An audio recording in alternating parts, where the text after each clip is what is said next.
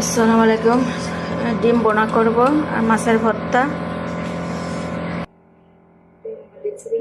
এখানে শুকনো মরিচ দিয়ে মাছ ভর্তা বানাবো। বললেরা মাছ ভর্তা স্বাদ লাগে, বললেরা মাছের ভর্তা। ডিমগুলো ভাজলাম।